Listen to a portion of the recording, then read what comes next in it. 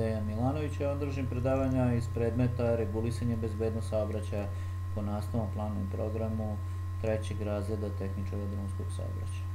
Današnja nastavna jedinica jeste postupak obrade tragova saobraćajne nezgode. Pronalaženje i obezbeđenje tragova saobraćajne nezgode je prva oblast koja se nalazi u okviru postupka obrade tragova i šta treba da radimo u okviru toga.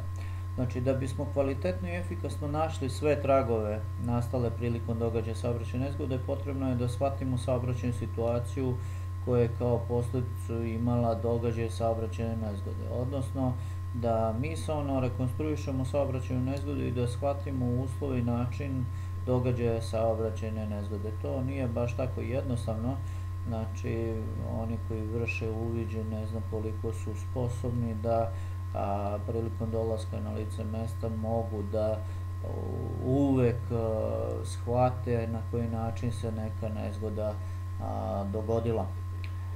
Zatim je potrebno da se na osnovu saobraćajne situacije odgovori na pitanja koje tragovi i gde treba tražiti. Znači, na osnovu onoga što smo zamislili na koji način se desila ta saobraćajna nezgoda, onda tražimo i tragove koji su bili, znači koji su prethodili događaju te saobraćajne nezgode. Na taj način ćemo suziti prostor pretrke i skratiti vreme za pouzdano nalaženje tragova. S obzirom da se vreme uviđaja treba skratiti što više da bi se smanjili vremenski gubici zbog, da kažemo, zaustavljanja ostalih učesnika u saobraćaju, njihovog usporavanja i tako dalje, znači zbog gužvi koje pravimo zbog saobraćajne nezgode, znači uviđaj moramo da obavimo što pre. Tragove pronalazi i obrađuje kriminalističko-saobraćajni tehničar, a ostali članovi uviđene ekipe pomažu tako što sugerišu na postojanje tragova i ukazuju na njihovu važnost. Ovde je jedna uviđena ekipa koja vrši uviđaj saobraćajne nezgode i to je označila, znači, da ne bi se remetili tragovi. Na licu mesta nezgode potrebno je naći, analizirati sve tragove nezgode, dok se u uviđajnu dokumentaciju unose i fiksiraju samo oni tragovi koji su značajni za analizu saobraćajne nezgode. Na taj način se zanemaruju veliki broj tragova koji ne daju nikakve informacije o nezgodi. Za kvalitetnu obradu tragova potrebno poznavati i pravilno ceniti njihov značaj. Znači, oni koji vrše uviđaj saobraćajne nezgode, ukoliko ne znaju zašto je koji trag bitan, odnosno koji nije bitan, moraju da popišu i da označe sve tragove koji su zatekli na licu mesta nezgode. Za svaki nađen trag potrebno je znati koje važne informacije pružaju i na taj način ga rangirati. Na licu mesta nezgode se uzimaju izjave učesnika ili svedoka na osnovu kojih je moguće lakše shvatiti saobraćajnu situaciju i mehanizam nastanka tragova saobraćajne nezgode. Obezbeđenjem tragova se sprečava njihovo pomeranje, promena ili uništenje. Posebno je potrebno sprečiti one promene koje bi umanjile značaj traga ili bi mogle dovesti pogrešnoj analizi traga. Obezbeđenje tragova je samo jedan element obezbeđenja lica mesta saobraćajne nezgode. Obezbeđenje traga saobraćajne nezgode počinje odmah posle samog događaja nezgode, pri čemu su sami učesnici saobraćajne nezgode dužni da obezbede lice mesta saobraćajne nezgode i na taj način obezbede i tragove saobraćajne nezgode. Znači, samim postavljanjem sigurnosnog trougla na određenoj udaljenosti, znači obaveštavaju drugi učesnike u saobraćaju da ne remete mesto nezgode, odnosno da probaju da zaobiđu sve tragove da bi moglo da se pod tom analizom i veštačenjem dođe do rezultata o uzroku događaja te nezgode. Dolaskom saobraćajna policija na licu mesta nezgode, ona preuzima obezbeđenje mesta nezgode i sprečava remećenje tragova. Obezbeđenje tragova traje dok se ne završi analiza i obrada tragova saobraćajne nezgode. Posle toga se tragovi sklanjaju, odnosno teren se dovodi u prvobitno stanje. Put, znači, mora da se dovede u prvobitno stanje. Sljedeći proces koji se vrši tokom uviđaja saobraćajne nezgode jeste markiranje tragova saobraćajne nezgode. Markiranje tragova je postupak iscrtavanja neisprekidanih ili isprekidanih linija pored tragova ili predmeta na licu mesta. Znači tamo gde su oni neuočljivi za neko golo oko, odnosno za kameru, da bi se iscrtalo gde počinje trag, odnosno gde završava, odnosno njegov smer kretanja, a pored traga se, kao u ovom slučaju, iscrtava kredom početak, odnosno kraj tog traga i usmerenje.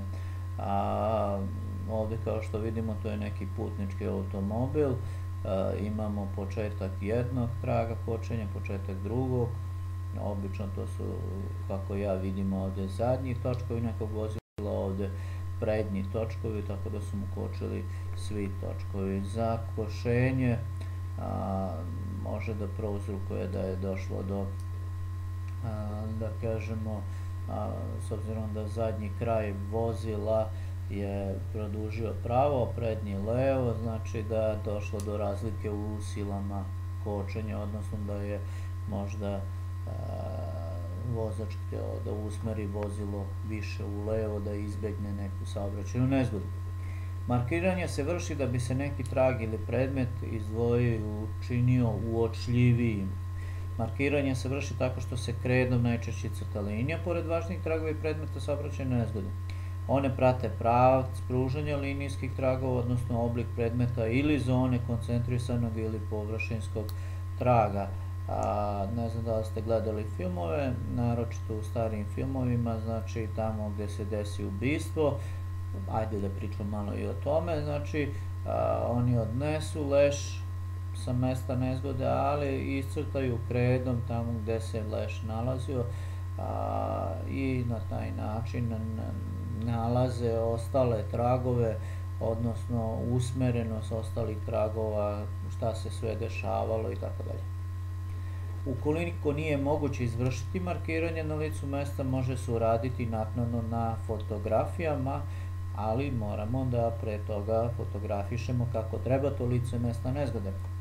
Koliko se markiranje vrši na licu mesta, onda je potrebno da se obezbedi da se uradi bar jedna fotografija lica mesta nezgode pre markiranja, da bi se uočile razlike.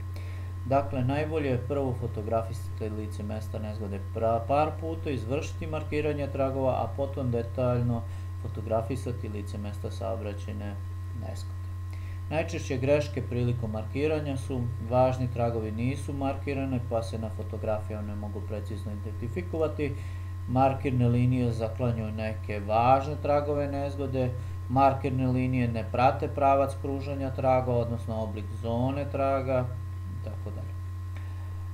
Sledeći proces u toku uviđaja jeste označavanje tragova saobraćajne nezgode. Kako ih označavamo? Označavanje tragova je postupak dodavanja svakom tragu i predmetu odgovarajuće oznake.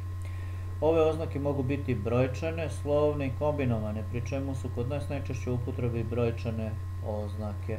Ovde vidimo, znači, ove piramidice na kojima se nalaze brojevi i one se postavljaju na određenim lokacijama, odnosno tamo gde se nalaze ti tragovi, znači početak nekog traga, završetak traga, odnosno različiti tragovi. Tragovi se po pravilu označavaju na licu mesta, a izuzetno i naknadno na fotografijama ako nisu uočeni na licu mesta. Na licu mesta se označavaju postavljanjem pored svakog traga predmeta odgovarajuće oznake. Tragovi mogu da se označe i ispisivanjem kredom brojčane oznake pored svakog traga. Treba voditi računa da se oznake dobro uočavaju na fotografijama. Inače, označavanje tragova se vrši pre fotografisanja. Oznake se mogu i pomerati prilikom fotografisanja da bi se bolje uočili tragovi na fotografijama. Ukoliko neki od tragova bitnih za analizu nije označen, on se može naknadno označiti na fotografijama. Redosled prilikom označavanja tragova bi trebao da je sledeći. Znači, prvo se označavaju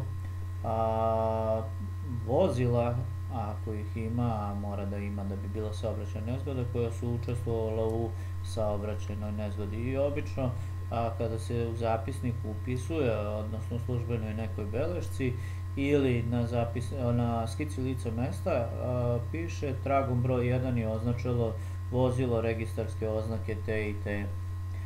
Sledeće oznake se pridodaju preminulim i povređenim u saobraćajnoj nezgodi, potom se označavaju linijski tragovi, znači tragovi kočenja, zanošenja, a zatim se označavaju ostali tragovi na kolovozu, važna oštećenja vozila, tragovi na objektima i sl.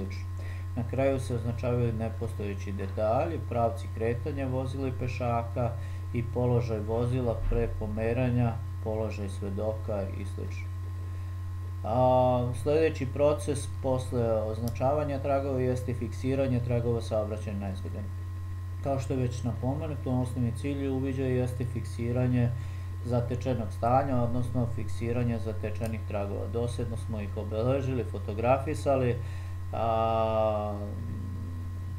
označili, našli, ali im trebamo i posle nekog vremena da znamo gde su se nalazili, odnosno u kom su oni međusobnom odnosu bili. Da bismo to uradili, mi moramo da izvršimo različita merenja od najčešće neke fiksne tačke, orijentirnog pravca i na taj način možemo da nacrtamo našu skicu lica mesta i da fiksiramo sve te naše tragove tamo gde su se oni nalazili u trenutku nezgode. Osnovne metode fiksiranja traga su izuzimanje ili mulažiranje, izlivanje nečega, fotografisanje, video skeniranje, skiciranje, crtanje u razmeri, opisni, verbalni metod itd. Dakle, prilikom obrade trag je potrebno opisati u zapisniku u uviđaju, snimiti ili fotografisati, ucrtati, izmeriti i kotirati značajne veličine i po potrebi izvršiti izuzimanje traga, mulažiranje. Ovo je bila lekcija postupak obrade tragova saobraćajne nezgode. Ostale lekcije iz ove oblasti slede na sledećim časovima. Da vidimo da li naš učenik pratio pomno moje predavanje, odnosno da ga pitam neka pitanja. Prvo pitanje, ko pronalazi tragove saobraćajne nezgode? Drugo pitanje, šta je markiranje tragova? Treće, šta je označavanje tragova? I četvrto, šta se radi sa tragovima tokom postupka obrade tragova? Ja verujem da učenik zna odgovore, ali ajmo zajedno da prođemo kroz te odgovore. Tragove pronalazi i obrađuje kriminalističko saobraćajni tehničar, a ostali članovi uviđajne ekipe pomažu tako što sugerišu na postojanje određenih tragova i ukazuju na njihovu važnost. Odgovor na drugo pitanje, markiranje tragova je postupak iscrtavanja neisprekidanih ili isprekidanih linija pored tragova ili predmeta na licu mesta. Odgovor na treće pitanje, označavanje tragova je postupak dodavanja svakom tragu i predmetu odgovarajuće oznake. Dakle, prilikom obrade, znači odgovor na četvrto pitanje, prilikom obrade trag je potrebno opisati u zapisniku uviđaju, snimiti, fotografisati, ucrtati, izmeriti, kotirati značajno veličini, po potrebi izvršiti izuzimanje traga, mulažiranje. Preporuka za vežbu za naše učenike. Učenik može u kratkom eseju ili seminarskom radu da opiše, na primjeru jedne saobraćajne nezgode, postupak obrade tragova saobraćajne nezgode. Pratite naš YouTube kanal Crtica učim, sugerišite nam nešto, komentarišite, postavljajte pitanja, snimajte i vi kako ste shvatili određene situacije, pa nam pošaljite da i mi drugima to pokažemo. U svakom slučaju, vaš rad zajedno sa nama će dovesti da vaše znanje i uspeh u školi bude veći. Hvala vam na pažnji i vidimo se sledećeg časa.